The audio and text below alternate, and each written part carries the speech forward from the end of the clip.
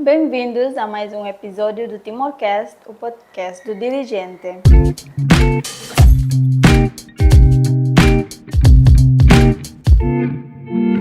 Hoje temos uma convidada muito especial, Gina Araújo, uma mulher que tem uma história de vida inspiradora. Gina deixou Timor-Leste rumo a Portugal com apenas 6 anos, em 1989, fugindo da perseguição que o seu pai, Antônio Maria Araújo, sofria às mãos das forças de ocupação indonésias.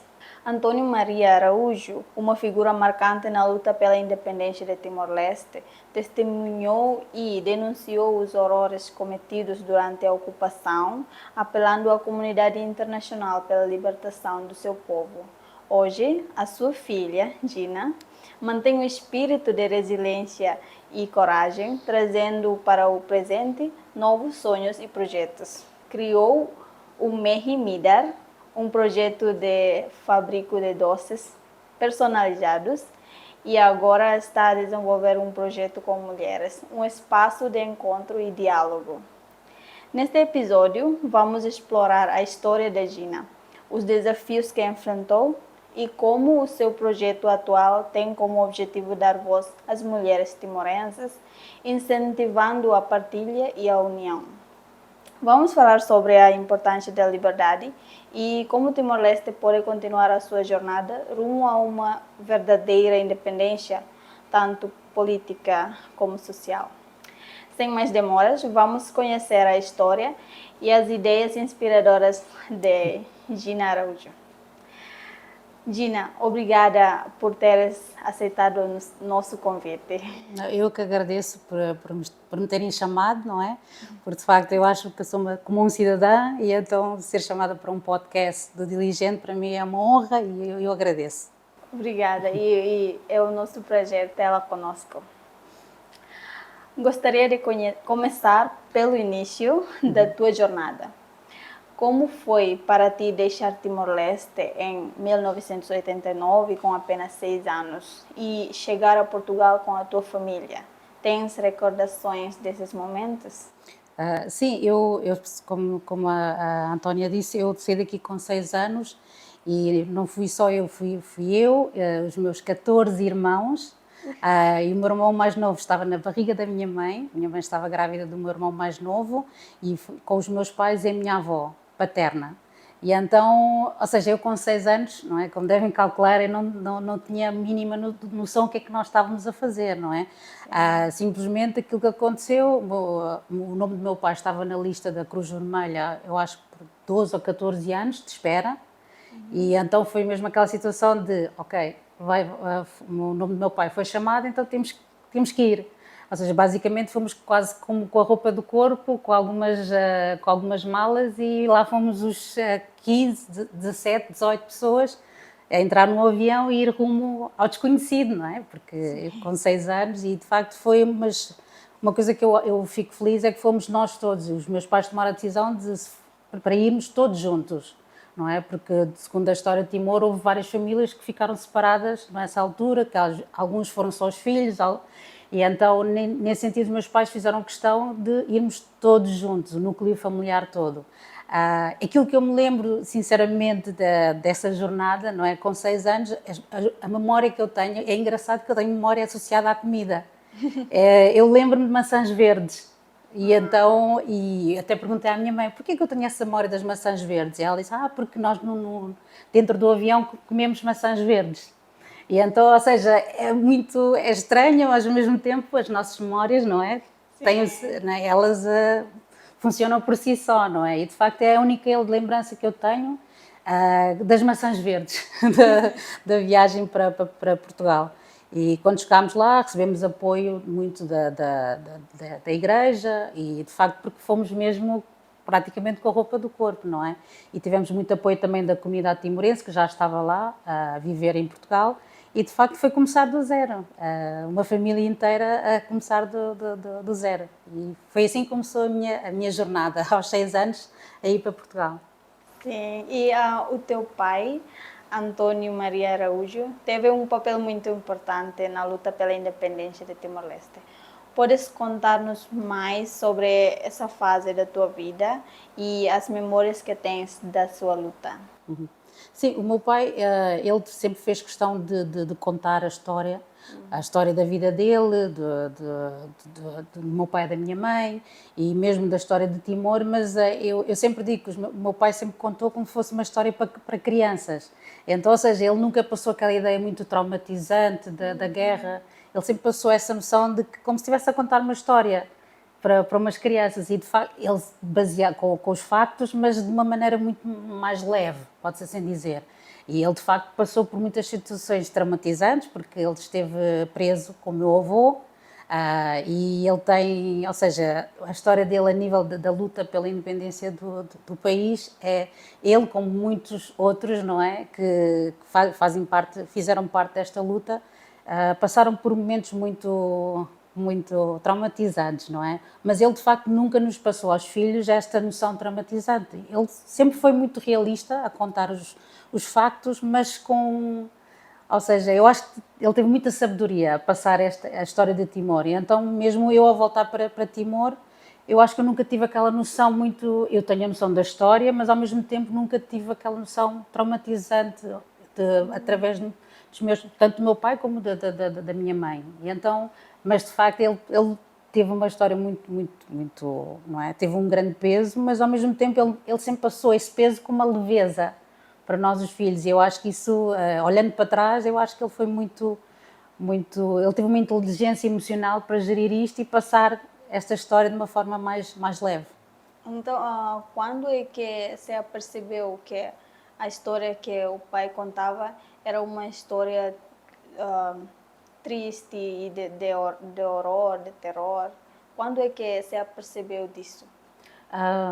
Eu acho que isso tem a ver também com a educação que os meus pais nos deram, que é o enfrentar os problemas da vida, não é? E de facto, em vez de nos focarmos nos problemas, é arranjarmos uma solução. Cada um com a sua maneira, com a sua estratégia, mas de facto nunca focar somente no problema.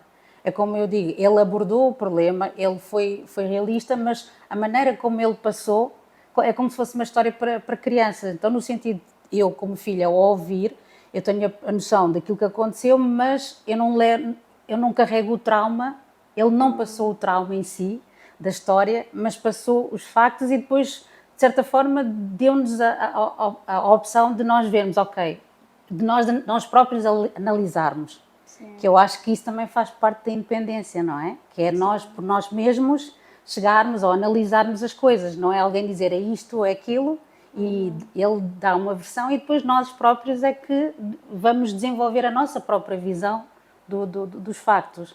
Então eu acho que aí ele conseguiu, de facto, de certa forma, destraumatizar e não passar este trauma para a próxima geração, que somos nós os filhos, não é? Sim, E eu consigo voltar para Timor, passado 23 anos, e sentir que o Timor que eu estou a encontrar aqui é o Timor que eu vou aceitar, porque eu não venho com os traumas que o meu pai teve na altura dele. Não sei se eu consigo fazer essa explicação de maneira mais sim. correta, mas é isto que eu sinto, que de facto, e então eu quando regresso para mim é o que é que eu posso contribuir, não é? Ou seja, eu sinto que ele passou um legado, mas ele respeitou que a maneira como eu vou continuar a história dele é consoante a minha visão, consoante aquilo que eu acredito, e ele confiou, não é? Ele confiou, ele passou a história dele e depois disse, agora é a tua vez de dar continuidade como tu quiseres, como tu achares o mais correto. E isso acho que para mim é um valor, são princípios que de facto eu carrego para a minha vida toda, não é? Que até a única recomendação que ele me deu, antes de eu vir para Timor, passado 23 anos, é antes de quereres ensinar, tens que aprender. E eu estou a aprender há 12 anos, que é o tempo que eu estou aqui em Timor. Ou seja, isto é uma constante. A aprendizagem, o conhecer a história de um país, isto é uma constante. Todos os dias vamos aprendendo e temos de continuar sempre a ser curiosos para continuar a querer conhecer o nosso país, a nossa essência, as nossas raízes. Sim, Por isso, é isso mesmo. E no discurso que o teu pai fez, em Genebra em 1989. Ele descreveu os terrores, as torturas vividos durante a ocupação indonésia. Que impacto tiveram essas histórias na tua forma de ver o mundo e na tua própria vida? Sim. Para mim é a questão da injustiça, de lutar pela igualdade e de não haver, de lutar pela opressão, e que ninguém tem o direito de mandar em ninguém, no sentido de ocupar, de invadir um espaço. Tem que haver esse respeito, não é? Pelo próximo, e de facto, porque é como eu digo, eu li esse discurso que o meu pai fez, consigo sentir o peso, não é? A violência das palavras que ele com que ele discursou, mas eu acho que mas em casa, não é? Ele conseguiu passar esse sentido de esperança, que ainda há um futuro, e o futuro há tudo por fazer, por escrever. Por isso, vocês, que são a próxima geração, é que vão escrever e vão dar continuidade e a seguir os vossos filhos, etc, etc. Então, eu acho que ele passou uma mensagem de esperança para nós. E de facto, desta coisa de respeito, que vocês vão dar continuidade, então que seja feita à vossa vontade, mas desde que seja uma coisa feita com boas bases, com uma boa estrutura, com respeito mútuo, respeito por nós mesmos. Então, ou seja, são estes princípios que ele passou, que eu acho que agora com 41 anos eu olho para trás, eu só posso estar grata, não é? Por estes ensinamentos que os meus pais nos passaram. E de facto esta luta que ele na altura dele, ele teve que utilizar de facto a força física e outros meios, ele passou agora esta força, esta resiliência para nós, mas nós estamos a adaptar com os tempos de hoje em dia, não é? Nunca esquecendo este passado, essa história, e temos orgulho deste passado, desta luta, mas ao mesmo tempo com a visão para o futuro. O que é que nós podemos fazer ou contribuir para o futuro? Mas não ficarmos só ficarmos ali agarrados no passado ou naqueles traumas, é ir em frente. E eu acho que eu consigo ter essa visão de esperança e de futuro e o que é que eu posso contribuir agora, não é? Sim. Para o futuro do meu país. Eu acho muito impressionante a maneira como o seu pai transmitiu as histórias e transmitiu o espírito que ele tinha durante a luta pela independência. E agora tem a sua filha que está a lutar pelo futuro. E isso é muito bom. Obrigada. Como foi regressar a Timor-Leste depois de teres passado a maior parte da tua vida em Portugal? Que desafios enfrentaste nesse regresso? Sim. Eu quando regressei em 2012, eu vim porque recebi uma proposta de trabalho e vim, mas eu vim com o espírito aberto, não vim, ou seja, eu não vim com ideias pré-concebidas, eu simplesmente vim disponível. E a única recomendação que eu tive, como já disse há pouco, foi o meu pai dizer: antes de quereres ensinar, tens que aprender. E de facto é uma coisa que eu levo até agora, e eu cada vez que vêm pessoas de fora, eu passo essa mensagem também a essas pessoas, porque de facto eu acho que foi uma frase tão simples que eu acho que resumiu tudo. E eu acho que passado 12 anos que eu cá estou em Timor, eu levo todos os dias e eu acho que faz todo sentido, porque mesmo que eu tenha voltado à minha terra, eu no início senti-me uma estrangeira, não é? Eu posso até contar um episódio interessante que no meu local de trabalho, quando eu cheguei cá, os timorenses chamavam de Malai. E depois eu tive em conta isto que o meu pai disse. Eu, em vez de logo dizer-me, não, eu sou timorense, eu nasci aqui, sou filha desta terra. Não, eu tentei perceber o porquê deles me acharem uma Malai. Se eu própria, porque eu em Portugal, os meus amigos chamavam-me timorense, e depois eu chego a Timor, os timorenses chamam outra vez Malai. E de facto para mim foi tentar perceber o porquê por trás disso. E de facto, com mais uma vez, a aprender o dia a dia, eles depois, quando já estiveram mais à vontade comigo, disseram não, porque a mana de boca fechada parece uma malé. A minha maneira de vestir, a minha maneira de estar é diferente. E aí eu só posso aceitar, não é? E respeitar essa visão, porque de facto é uma visão que tenho sobre mim. E depois com o desenvolvimento, não é? No meu dia a dia, eu de facto, agora, passado 12 anos, eu posso dizer que eu sou as duas coisas. Eu sou, não é? Eu tenho 23 anos de Portugal, como tenho agora 12 anos de Timor. Então eu costumo sempre dizer que eu voltei às minhas raízes e estou a criar as minhas raízes. Ou seja, este é o meu processo de 12 anos aqui em Timor, é nesse sentido. E eu acho que eu estou a conseguir buscar o melhor dos dois mundos. E então eu acho que aí eu só vejo vantagens nisso, não é? Que é um bocado, eu sirvo um bocado até de ponte entre estas duas realidades, porque eu conheço muito bem as duas realidades, não é? E isso para mim eu acho que eu acho que é tão mais rico em termos de essência, de personalidade, porque para que ser só uma coisa quando eu posso ser muitas coisas, não é? Sim. E eu estou confortável com estas diferentes dimensões da minha pessoa.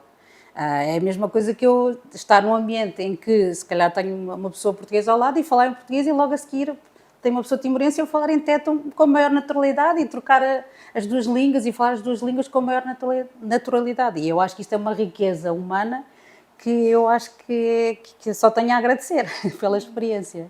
E é uma vantagem também conhecer realidades diferentes de muitos países, não é? Sim, sem dúvida. E eu acho que quanto mais, e eu sou muito apologista disso, é essa coisa que o meu pai dizia, não é? Que é, antes de quereres ensinar, tens que aprender. E o aprender também é na minha própria terra.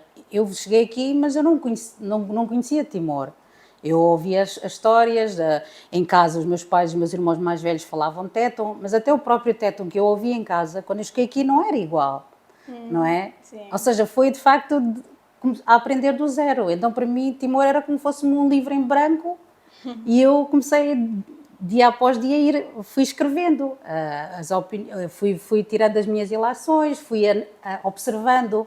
É muito importante a observação, a escuta ativa, porque só assim nós conseguimos verdadeiramente perceber o outro lado. E esse outro lado pode ser também a nossa casa, que nós ainda não conhecemos, que foi o meu caso, não é? É verdade. E atualmente tens um projeto muito interessante chamado Mehimidar. Sim. Podes explicar-nos de onde veio essa ideia e como é que o projeto tem evoluído? Sim. Pronto, a minha mãe, eu acho que o início começa na minha mãe, porque a minha mãe é que nos ensinou a cozinhar. Eu comecei a cozinhar com 14 anos, no início muito contrariada, porque tinha muito aquela noção, mas porquê que as mulheres têm que cozinhar? E tinha muito aquela noção de cozinhar para depois servir os homens. E eu desde nova eu sempre tive estes pensamentos e estas questões. É uma coisa, acho que da minha personalidade. Mas depois eu comecei com a prática, comecei a ver que, e depois a maneira como a minha mãe passava, o cozinhar não era no sentido para servir o marido, ou para servir, não, era no sentido de sermos independentes. Ou seja, E os homens também cozinham, a mãe também ensinou os homens, os irmãos? ela não ensinou, mas depois, quando eles começaram a ter casa própria, começaram a fazer perguntas, não é? A pedir as receitas, mas havia muito, dentro da minha casa, aí posso dizer que havia a divisão de tarefas. Aí todos faziam alguma coisa. A minha mãe fazia muito bem essa divisão dentro de casa, e então, nesse sentido, eu posso dizer que eu cresci num ambiente em que todos trabalhavam.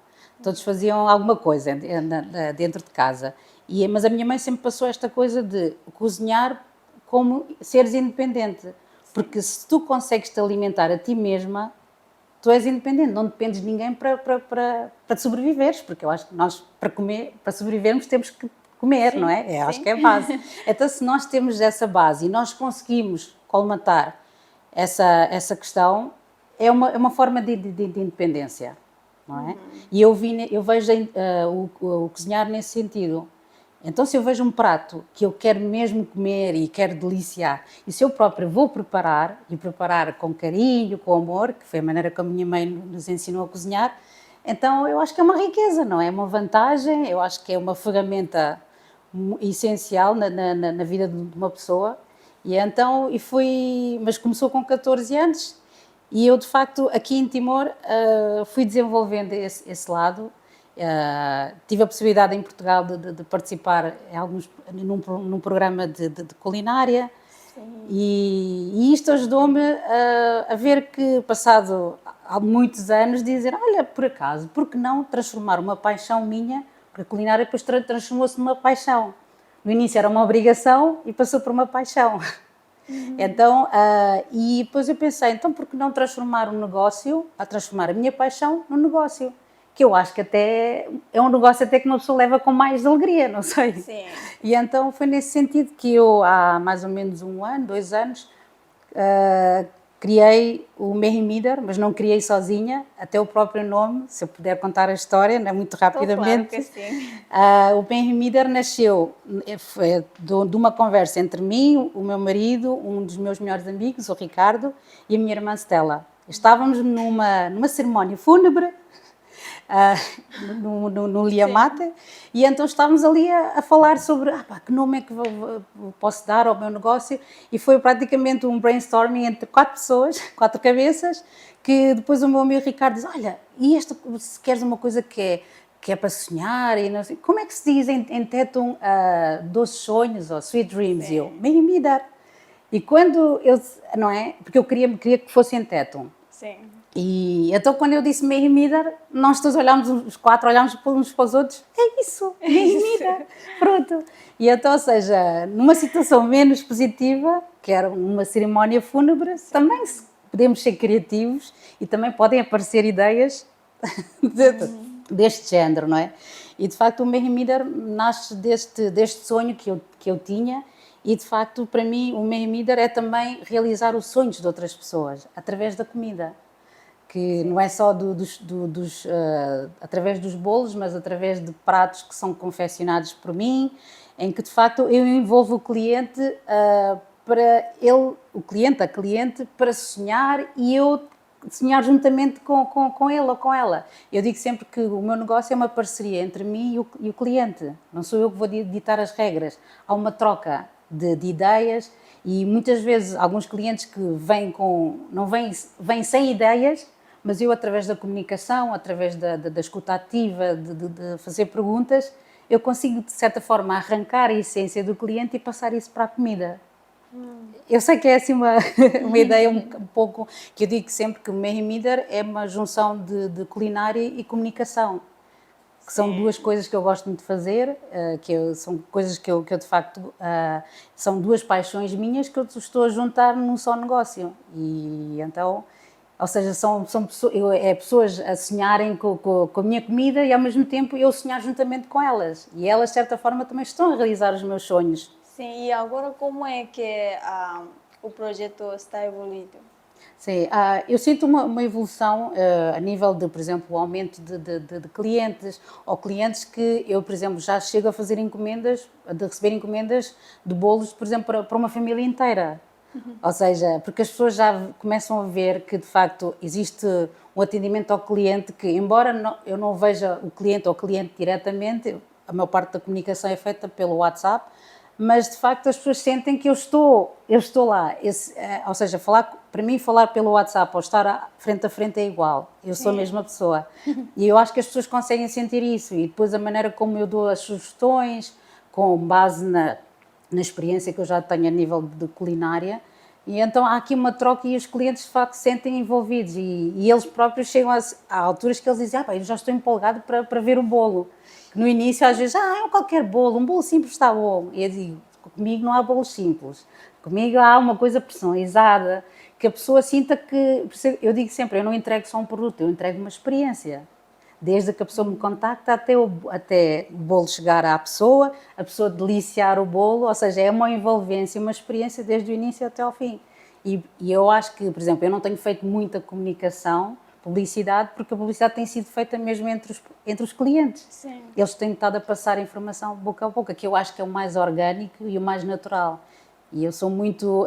o meu negócio eu acho que tem uma forte base de honestidade, de transparência, e eu acho que se são os próprios clientes a comunicarem uns aos outros, eu acho que para mim é o melhor. É a melhor publicidade, né? Sim, exato. E só bolos ou tem outros pratos? Sim, não, eu comecei quase que estrategicamente pelos bolos, porque eu sei que as pessoas são mais tentadas para os doces. Por isso é que estrategicamente comecei pelos bolos, mas eu também faço, por exemplo, faço jantares privados na casa das pessoas, em que eu faço o menu personalizado. Aquilo que eu digo sempre é que os meus menus são baseados nos produtos locais, timorenses, mas a minha maneira de cozinhar é de fora, porque isto é o reflexo da minha própria, não é, existência, da minha própria vida, não é? E então, e de facto eu faço um menu personalizado, e depois quando eu vou à casa das pessoas, eu conto a história por trás do menu. Então a pessoa, antes de comer, por exemplo, uma entrada, eu vou explicar a história toda à volta, o que é que eu fiz, o que é que aconteceu, e então as pessoas, antes de comer, já estão, de certa forma, a alimentar-se um bocadinho com a história que eu estou a contar. Sim. E então, quando vão comer o alimento, já é uma essência que já estão a comer. Por isso é que eu digo, eu não faço só comida, eu acho que eu ofereço experiências, sim. E então é um bocado nesse sentido. E depois, todo o jantar, não é? É à volta deste storytelling, não é? Do menu, que as pessoas, de facto, pelo menos têm tido boas reações, e então, mas as pessoas, de facto, sentem-se envolvidas neste contar de histórias. Por isso é que eu digo que eu misturo a culinária com a comunicação, que eu sei que aqui é uma ideia assim muito estranha, as pessoas no início todas estranham, mas depois quando experienciam, e até agora, felizmente, tem havido, não é, reações positivas. E, por exemplo, também faço esse conceito na minha própria casa, em que recebo pessoas que elas conhecem ou não, também faço o menu personalizado e depois conto a história toda à volta do menu, e as pessoas vão lá à minha casa e sentem-se como se estivessem em casa, mas depois no final pagam um X valor pelo menu, ou seja, é uma mistura de vou jantar à casa de um amigo com um restaurante. Como é que desenvolveu esta capacidade de storytelling? Pois, boa pergunta. Eu acho que é uma coisa que, vendo, por exemplo, se calhar por ser filha e neta de professores, catequistas, e eu acho que os meus pais, os meus avós sempre tiveram esta coisa de ensinar, ou pelo menos passar mensagem. E então eu acho que, geneticamente, não sei, geneticamente eu acho que eu também tenho naturalmente isso. Por exemplo, a minha mãe era uma mãe que, eu digo sempre que a minha mãe é a mãe do mundo, porque para além de 15 filhos ainda recebia os amigos dos filhos em casa e gostava de recebê-los como fossem os próprios filhos, ou seja, então eu sempre tive este ambiente em casa e depois sempre fomos muito de comunicar, contar histórias uns aos outros, e isto muito incutido pelos meus pais, pelos meus avós, então, ou seja, eu cresci neste ambiente, então para mim é quase que natural, não é? De ser assim. E a única diferença é que eu, de certa forma, estrategicamente, eu disse, espera aí, se eu tenho este jeito natural, por que não aplicar no meu negócio? E então eu sinto que é um negócio que é único por ter a minha essência, e nós seres humanos não somos iguais, somos Sim. únicos, então é de certa forma um bocado juntar um mais um, ok, já está, é isto. É muito bom. Sabemos que estás a iniciar um novo projeto, em que convidas mulheres e trazerem uma caneca para um chá ou café, e enquanto partilham uma bebida, também partilham as suas histórias e desafios. O que te motivou a criar este espaço de diálogo? Sim, pronto, isto foi uma ideia que eu tive muito recentemente e de facto eu tive a necessidade de não só ter essa preocupação de ver que de facto as jovens timorenses, não é? E não só os jovens timorenses, também as mulheres, esta dificuldade ou esta limitação de se expressarem ou expressarem de uma maneira crítica, de uma forma crítica.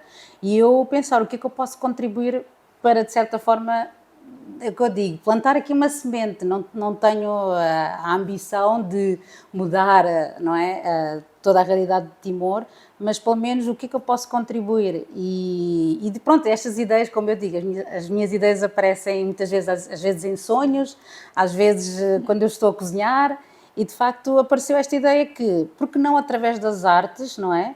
E haver estas sessões em que em cada sessão podemos, por exemplo, ver um filme, podemos ver uma pintura e estarmos a falar sobre isso. E eu própria questionar, não é, as jovens ou as mulheres, o que é que vocês acham? Porque de facto aqui acho que falta muito este diálogo, esta comunicação só de perguntar o que é que tu achas, como é que tu te sentes? Que são perguntas muito simples, mas que não é hábito fazer, não é? E então é um bocado através destas coisas simples do dia a dia fazer com que as raparigas e as mulheres timorenses se sintam ouvidas e que de facto elas têm voz. Eu não digo têm também voz, porque têm voz, ponto. E então é um bocado de dizer, olha, tu tens voz e a tua voz importa. E é só dizer isto. E é um bocado de passar de facto que importa na sociedade, importa na tua família, importa para ti mesma, como ser humano, como mulher, como rapariga, para o futuro do país.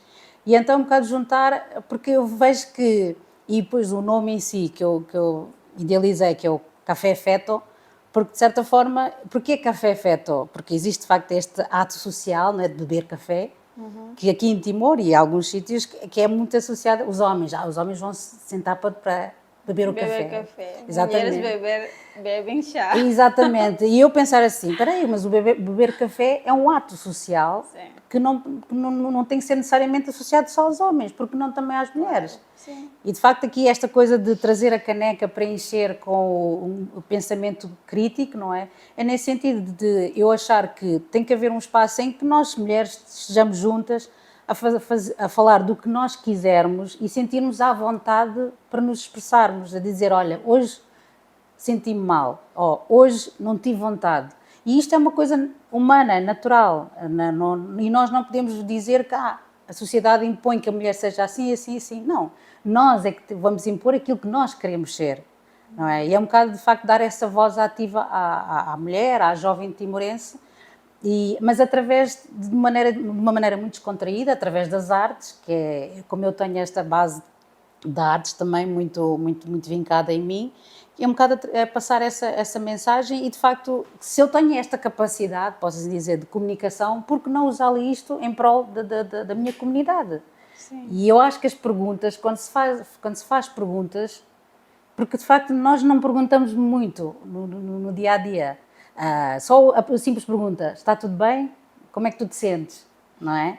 São perguntas tão simples que, se nós fizermos diretamente a uma pessoa com sentimento, ou seja, com verdadeira intenção, eu acredito que vai vir uma resposta cheia, muito, muito cheio. E de facto é a minha curiosidade de também conhecer as pessoas, de querer saber o porquê por trás, não é? O querer aprender, que de facto me faz pensar, espera aí, se eu sou uma mulher timorense, se eu posso falar para a comunidade, por que não usar então este meio, este tomar café, este ato social, e misturar com as artes, e para que de facto as raparigas e as mulheres timorenses se sintam acolhidas, não é? Porque eu pelo menos ainda não vi nenhum espaço especificamente aqui em Dili, não é?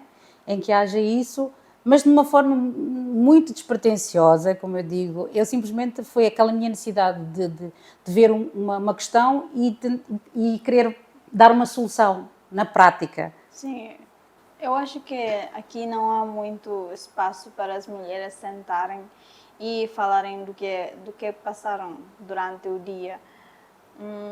Mas eu vi que já há agora grupos de mulheres que vão sentar na praia e falam das questões sociais, políticas e sentarem e ler livros. Eu já vi um ou dois grupos assim, mas é mesmo preciso ter mais espaços que permitem às mulheres se expressar, como disse. Sim.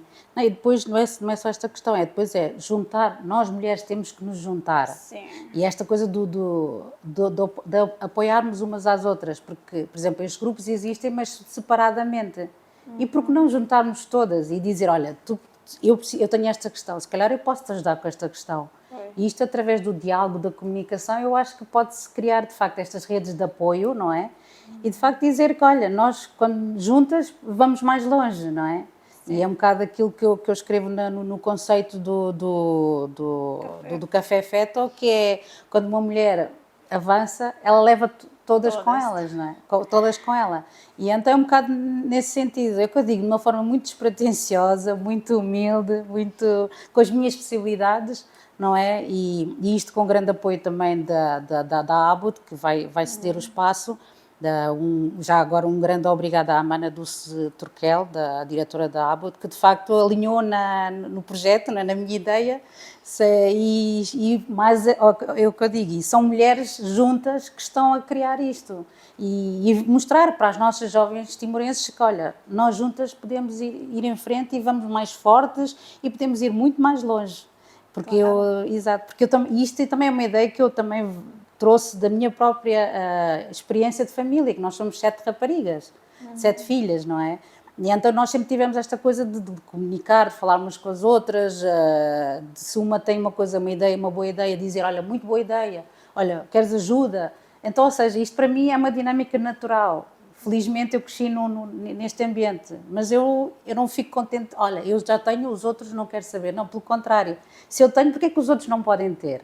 E então é um bocado, olha, se eu puder contribuir ou partilhar, vou fazê-lo. Ou seja, esta luta, não é, que estávamos a falar no início, que o meu pai teve, eu estou a ter, mas de uma forma mais, se calhar, pronto, sem grandes traumas, mas de facto é um bocado de fazer esta luta com hoje em dia, não é? De facto, a nossa sociedade e no mundo todo ainda há muito estas discrepâncias, estas desigualdades, e eu como mulher, como filha, como mãe, por que não contribuir com a minha pequena sementinha, não é? Com este projeto. Sim, e na tua opinião, qual é o papel das mulheres timorenses na construção de um Timor-Leste mais desenvolvido e independente? Sim, eu sempre disse isso e continuo a dizer como uma forte base naquilo que eu vejo das mulheres que eu tenho na minha família, que é a mulher timorense é uma guerreira. Eu digo sempre que a mulher timorense tem alma de guerreira com um sorriso nos lábios e com uma simplicidade nos lábios, no sorriso. E isto vendo, ou seja, porque de facto elas têm uma alma de guerreiras. A mulher timorense, por exemplo, a minha mãe, quando o meu pai e o meu avô estiveram presos, a minha mãe é que esteve a sustentar a família toda. A minha mãe é que esteve a trabalhar para conseguir sustentar, não é? Sustentar a família. E ela fez isto tudo com a maior delicadeza, com a maior serenidade, com a maior... por isso eu digo que são guerreiras de coração. E eu também tive a minha avó também, que era mesmo uma mulher forte, que tinha aquela postura mesmo muito de matriarca, não é? E então, ou seja, eu tenho estes exemplos em casa e depois mesmo as minhas próprias irmãs também são mulheres que são independentes, cada uma está a seguir o seu caminho e eu vejo mesmo no dia a dia, e eu digo sempre que a natureza da mulher é uma natureza que pode conciliar, e então eu acho que nós devemos desenvolver mais isso, mas tem que se dar espaço para isso, não é? Tem que se dar a vez para a mulher se expressar. Mas, de facto, dentro de casa, eu digo sempre que é a mulher que manda, mesmo aqui na sociedade timorense, só que de uma forma muito, como eu digo, aquele sorrisinho nos lábios, mas é uma força que eu digo que a mulher timorense, para mim, eu fico sempre admirada com esta beleza guerreira da mulher timorense. Eu acho que é um potencial para o futuro de Timor e eu acredito e piamente nisso, que se o poder, pode-se assim dizer, de governar o país fosse passado para as mulheres, o país estava melhor. porque de facto a mulher tem essa capacidade de gerir diferentes ambientes e conseguir conciliar, e isto é uma natureza feminina, não é? Eu não digo isto em detrimento dos homens, de forma nenhuma, mas de facto a natureza feminina e a mulher timorense tem essa força. Só que, é o que eu digo, nós temos que acreditar em nós e aplicar esse poder com aquele sorriso nos lábios, porque eu acho que, é o que eu digo, conseguimos conjugar duas coisas. Podemos ser mulheres fortes, mas ao mesmo tempo ter essa generosidade, ter este sorriso fácil nos lábios que conquista toda a gente, não é? Por isso eu acho que podemos muito bem, a nossa força é nesse sentido. É que temos este coração grande, guerreiro, e depois deitamos um sorriso fácil para toda a gente e é isso. E eu acho que é isso que é a força da mulher timorense. Boa. Disseste também que Timor conquistou a sua independência, mas ainda não sabe ser independente. Sim. Podes aprofundar esta ideia? O que achas que falta a Timor-Leste para alcançar uma verdadeira independência para além da política? Sim, eu quando disse essa frase, para mim é mais no sentido prático do dia a dia, não, sem ter nenhuma ligação política, não, nenhuma base política. No dia a dia, porque a maneira como eu fui educada é conquistamos a independência, sim senhor, mas a independência vem com responsabilidade. E responsabilidade dos nossos atos, das nossas escolhas, não é? E eu acho que, como país, sim senhor, os nossos antepassados conquistaram essa independência de sermos livres, um país livre, mas agora nós, a geração, não é, que vem em frente e os para a frente, não é? É um bocado ganhar a consciência do que é ser independente. E o ganhar a consciência é quem sou eu como cidadão, cidadã, o que é que eu posso contribuir, quais são os meus direitos, quais são os meus deveres, não é? E é um bocado ganhar essa consciência de qual é o meu papel na minha sociedade.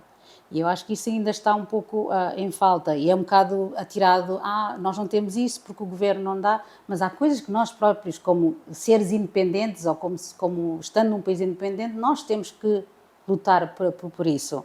Não é? Tem que haver aqui uma junção de diferentes fatores, mas nós também temos o nosso papel, não é? E tem que ser um papel ativo, que é esta independência, esta responsabilidade pela nossa própria vida, pelas nossas próprias escolhas.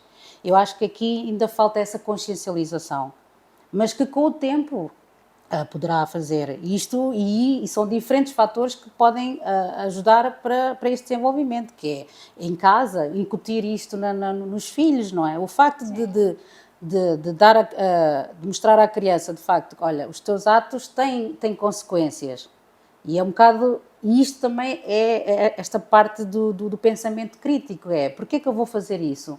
Com que objetivo? Qual é o caminho que eu vou tomar para chegar a este objetivo? Eu até posso dar o exemplo que o meu pai fazia quando nós éramos pequeninas, não é? Que é, íamos pedir dinheiro, e ele dizia, pai, podes-me dar dinheiro? E ele dizia, dinheiro? O que é dinheiro? Quanto é que é? Um euro é dinheiro, um centavo é dinheiro. Para que é que queres o dinheiro? Qual é o objetivo? Ou seja, e ele, com este método dele, ele de certa forma desenvolveu este espírito crítico, esta coisa de, ok, eu vou fazer isto, mas qual é o... Então, ou seja, nós sempre pensarmos as nossas ações, qual é o objetivo, de que maneira é que vamos fazer, que não afete os outros, que não nos afete, e isto é um pensamento que é desenvolvido, mas na prática. Então, ou seja, por exemplo, a educação dentro de casa é fundamental para passar estas ferramentas e depois a nível da própria escola e adiante, até mesmo o próprio governo também, né, fazer uma política de facto também que ajude para esta consciencialização da nossa independência. Sim. O teu projeto, Café Feto, visa em parte empoderar as mulheres timorenses e dar-lhes uma voz. Que desafios achas que vai encontrar quando tentas envolver mulheres em iniciativas como estas? Sim. Como eu digo, eu criei, eu pensei neste projeto, não é? Eu até mesmo na brincadeira eu digo, olha, se na primeira sessão vier uma rapariga de Timborense ou uma mulher, já fico contente. Ou seja, porquê? Porque de facto eu não sei, sinceramente, eu não sei qual vai ser a reação, não é? Sim. Qual vai ser a adesão a esta minha tentativa, esta minha humilde contribuição para a sociedade. Eu sei que eu faço de coração, eu sei que eu faço com um pensamento positivo, com uma estratégia no sentido de, olha, claro que eu penso que poderá haver diferentes resultados, mas aquilo que me faz continuar é eu acreditar. É eu acreditar que eu sou uma mulher que, se eu consigo chegar aonde eu cheguei, todas as outras conseguem. E então, para mim, é mais o partilhar, nem que seja esta energia positiva que eu tenho, não é? Para as outras, para dizer, olha, vocês conseguem. Porque só o facto de olhar no olho de uma jovem timorense ou de uma mulher, olhar para ela e dizer assim, olha, tu consegues, eu acredito em ti. Uma mulher dizer isto para outra mulher, eu acho que tem uma força que eu acho que... Agora, o que é que elas vão... Se elas aparecerem, se elas aparecerem, pelo menos ou seja, eu penso assim, pelo menos para o primeiro passo, se uma delas sair de lá, pelo menos a questionar, ou fazer ali, como eu digo, ali uma comichão na cabeça intelectualmente, eu acho que eu já fico feliz, porque é o que eu digo, o meu objetivo não é dizer, olha, vai acontecer isto, ou tu vais fazer isto para mim não, porque eu respeito imenso a individualidade de cada uma, mas é um pouco mostrar que, olha, há também esta maneira, mas agora é a própria pessoa que vai chegar à conclusão, vai decidir o que é que ela quer, porque isso aí eu não posso interferir, não acho correto. Mas pelo menos mostrar, olha, este caminho. É só isso. A minha parte é só isso. É só mostrar que, olha, pode haver mulheres juntas sentarem-se e estarem a conversar. Há esta opção. Nunca viram. Pronto, eu estou a mostrar esta opção. Mas agora, a decisão, quem vai tomar é cada uma delas. E se tomar uma decisão, pelo menos com consciência, em consciência, já fico feliz. Muito bem. Espero que as mulheres que estão a ouvir este podcast vão ser comovidas para assistir, para ir à sessão. Tens planos para outros projetos ou iniciativas no futuro que possam continuar a ajudar a comunidade timorense, especialmente as mulheres? Sim. Não, eu sou uma pessoa que eu digo que a minha cabeça funciona a mil a nível de criatividade, mas eu por ter ser uma pessoa por natureza muito curiosa, e eu gosto de olhar, ver as coisas, eu digo que eu tenho este olhar de criança para a realidade, que é, que engraçado, como é que se faz isso? O que é isto? Então eu tenho muito essa visão, e eu acho que por ter essa visão é que depois naturalmente vão-me aparecendo ideias.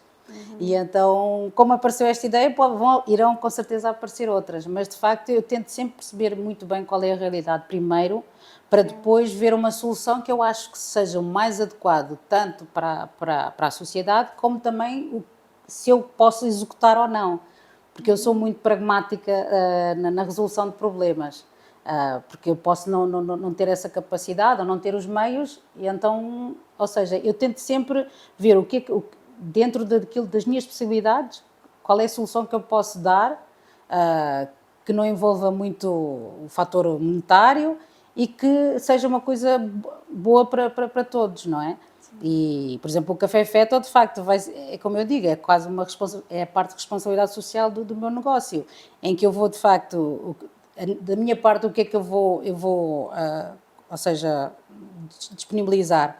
Eu disponibilizo um chá, disponibilizo um café, disponibilizo um bolo, eu disponibilizo. E depois esta minha parte de comunicação, que vou estar lá e de facto vou estar ali a interagir com estas jovens, estas mulheres timorenses, e de facto e é isto, ou seja, a ideia vai se materializar desta maneira, com as minhas condições, porque de facto o ser humano para se socializar não precisa de muito.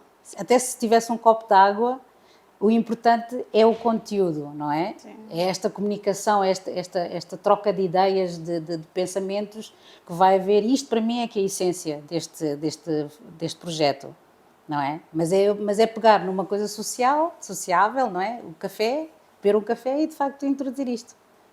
Sim. Que mensagem gostarias de deixar a todas as mulheres timorenses que, tal como tu, enfrentam desafios diários, mas que continuam a lutar por um futuro melhor? Sim, a mensagem que eu posso dar é foquem-se em vocês, prestem muita atenção daquilo que vocês são, daquilo que vocês não são e, de certa forma, consciencializarem-se disso e irem buscar, de facto, essa vossa essência, essa vossa força interior e aplicar de uma maneira em que seja benéfico para vocês e, se puderem, não é? Se houver também esta possibilidade, que possa depois também contribuir para o próximo, para a sociedade. Ou seja, quando nós estamos bem, eu acho que damos o melhor aos outros. Isto em qualquer situação, não é? Então eu acho que é autoempoderarem-se, porque se é uma coisa que eu posso dizer para uma mulher timorense é "Oh belle". É só isso. Não é almost belly. Não. Oh belle. Porque de facto eu acredito e eu sou uma mulher também que, não é? Eu também estou a percorrer o meu caminho. E se eu puder de certa forma mostrar que, olha, este meu caminho levou-me a isto. Por isso, mas isto é muito baseado na autorreflexão de nós de facto focarmos em nós mesmas, não no sentido egoísta, eu ser o centro da atenção, é no sentido de nós irmos dentro de nós mesmas e de facto fazermos este estudo interno, não é? Que é muito importante, é ver quais são as nossas fraquezas, quais são as nossas forças e o que é que podemos fazer isso, ou seja, passar à prática. Porque eu digo sempre, as ideias ficam pelo ar, então se querem que se realize, vamos pôr, com a expressão culinária, pôr a mão na massa, não é? Sim. Ou seja, nós temos que ser práticos e temos que tentar, como eu digo ao meu filho, tenta até conseguir. E então, ou seja, é um bocado de não desistir, é sempre ter essa esperança que se hoje não deu, se amanhã não deu, daqui a um mês pode dar, daqui a um ano pode dar. Se calhar nós ainda não estamos ainda amadurecidas para esta ideia. Eu abri este negócio, o Mehimider, com 40 anos, então eu acho que não há impossíveis, eu acho que é sempre não desistirmos dos nossos sonhos. Por mais, se calhar, possamos pensar que o nosso sonho é impossível, mas eu acho que nunca perdemos a esperança. Eu acho que, acima de tudo, é a grande mensagem que eu posso passar às minhas companheiras, não é? Que é nunca perderem a esperança, que tu importas e que tu mereces ser feliz, mas faz a tua parte. Muito obrigada, Gina, por partilhar conosco a sua história, a sua coragem e os seus sonhos para um Timor-Leste mais unido e independente. Foi um episódio muito inspirador para mim também e para todos os que estão a ouvir agora. Muito obrigada. Eu que agradeço. Muito obrigada. E muito obrigada também pelos ouvintes, pela vossa companhia. Não se esqueçam de subscrever ao nosso canal para continuarem a acompanhar estas conversas que dão voz a histórias que importam. Encontramos-nos no próximo Timorcast, o podcast do Diligente.